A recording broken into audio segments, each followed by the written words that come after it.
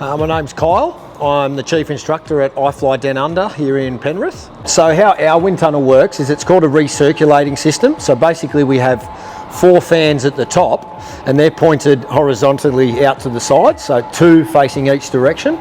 They push the wind down what we call our return air towers, which sends the wind down the side of the building. They get turned at every corner by our turning vanes. They turn the wind and then it gets turned underneath the net that we fly on, or fly just above, and at that point the wind is pressurized in that 16.5 foot diameter hole, and that's what gives us the wind pressure. And then the wind goes obviously back up, goes through the turning vanes again, through the fans, and then continues that cycle. And we're lucky enough to have chiller vanes, which basically means that we can cool down the air as well, so it doesn't get too hot from the friction when the air's continually going around the building.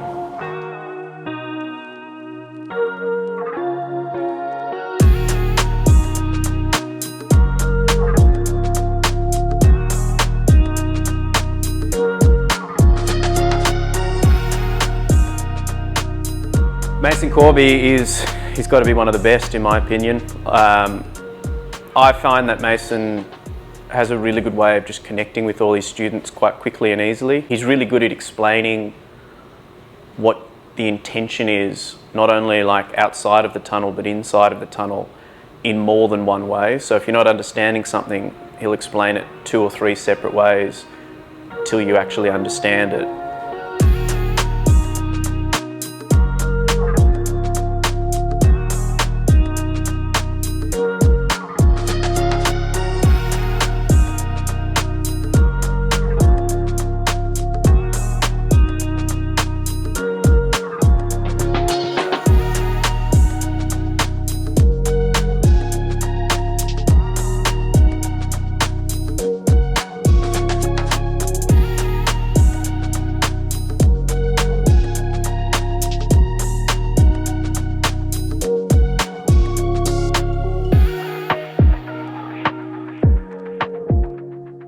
You can combine those stalls we did with this move.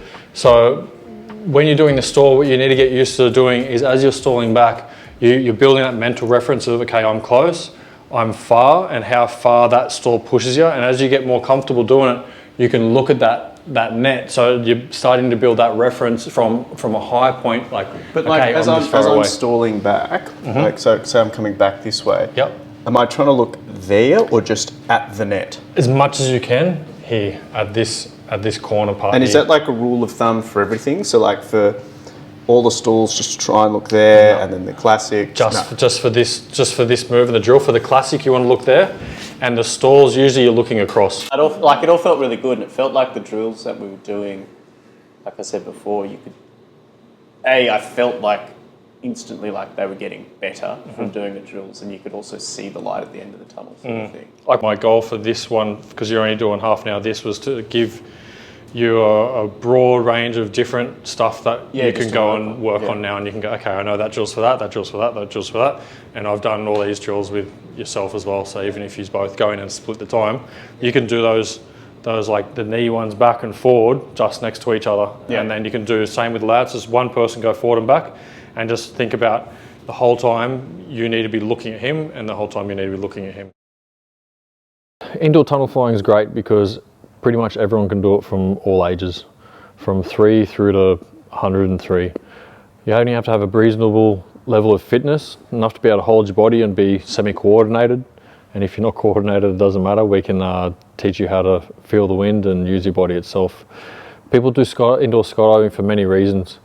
All the way from competition, being very serious, or just for fun, or just for like a theme park ride. Yeah, just getting to experience the art of flying your own body in the wind. I'm Brendan. I'm at around 320 jumps and probably between 40 and 50 hours. So I came in and did a first time flight and really liked it. So I did tunnel before I did skydiving and found it really interesting.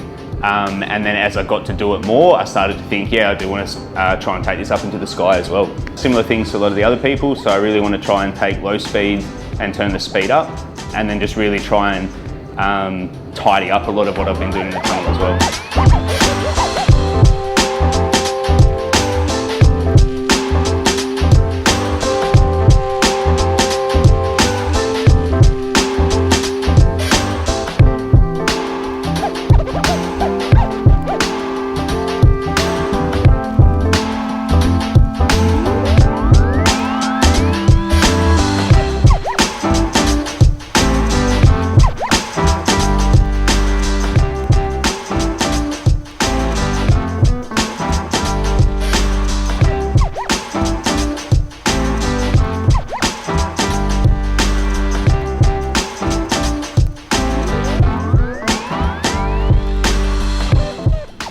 soon as you try to, if you're looking and you go down like this, you're now arching on the back. Okay, so it's going to make this part here arch more, and then you're going to have to return to this position on the back anyway. Okay, and that's where you could see on a couple of yours, you were looking here, especially I think Aaron was, and you'd get all the way over to the wall, and then you'd turn your head back and you go from this shape with your body all of a sudden into this shape. So what it's doing is it's slamming you up here real quick, and to get over you have to really arch yourself over. It seemed like you stopped doing that when I said to you, you have to feel the transition of when the wind hits your back to the wind hits your belly, and you have to feel that transition nice and smoothly. You go over on low speed, a lot of the time because the speed's so low, you go whoop and you end up on your belly real quick, because if you maintain this vertical position, you hit the net real quick, yeah? So to get that sensation of feeling the wind, the transfer of the wind, it's not as easy. But once that wind starts picking up, you can really feel that transfer. The problem is you need to get over a couple times comfortably, so you're not worried about going wham and slamming into the wall. Yeah, so really notice that subtle part of where this happens. You want to feel the wind hitting all your back, all your back, all your back, all your back, all your back, all your back, all your back, belly and back, belly and back, belly and back, and then slightly belly. Yeah, so you really start noticing this drive, then the dive, and then coming around. A lot of the time what happens when you just do it on low speed, you'll start coming up over like this, you get to this point, and then the arms is what makes you go, because you either pull the arms back or something like that. So maintaining the arms in this position, they're forward, still forward, still forward.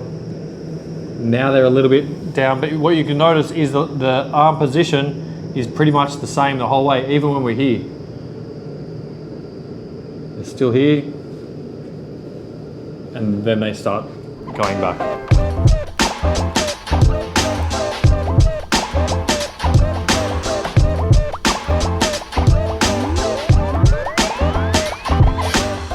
Sweet, so in this next session we're going in, we've got 3 guys, 2 of the people are sharing, Aaron and Brendan, and then we have Lauren just working on some low speed techniques as well. So the 2 guys sharing, they've done a little bit of sharing together, we're just trying to get them to work on some more higher speeds, so they're more comfortable flying together in dynamic formation as 2 ways and 3 ways, and Lauren's just trying to fine tune her lower speed technique for carving to layouts.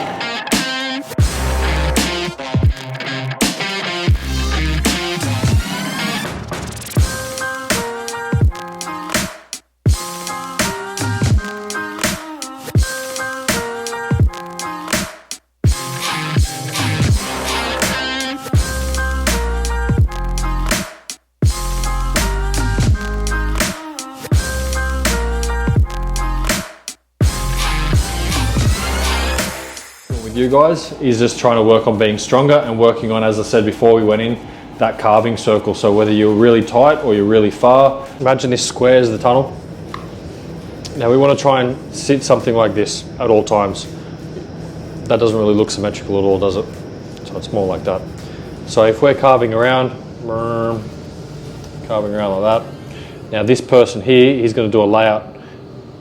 As he starts going up to do the layout, you don't want to wait as this red one until you get to this position to start going up.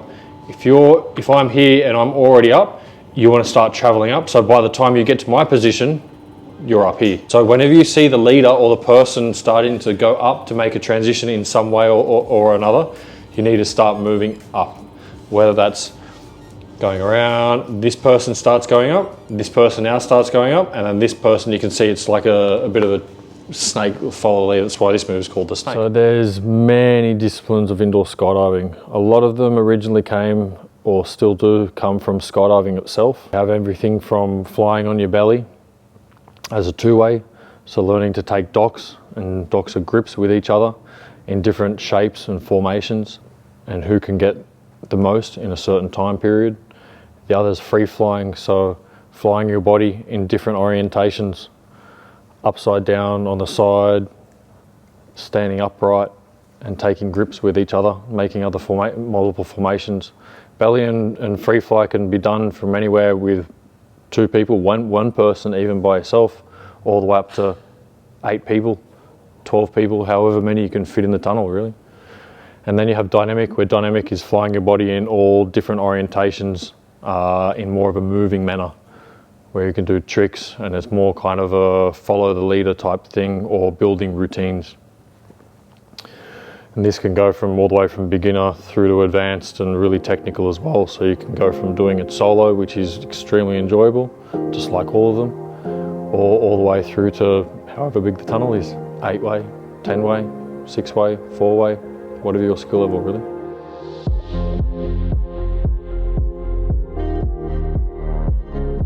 Eyebrows, Vinny's. I think they're recording. We're Block Party, Australian VFS Open team. We're preparing for Starcrest, so coming in doing points and different fall rates, like going up to the group and going down. With head down, the first thing that's going to have contact with the wind is going to be the head. So if you're constantly trying to steer it with these legs, which are the rudders, the wind's already hit this entire body of air, or this entire object, and then it's getting to the legs. So you're trying to steer it with the last point of contact. If we're moving forwards, we need to steer it with that leading edge and kind of pull that back under.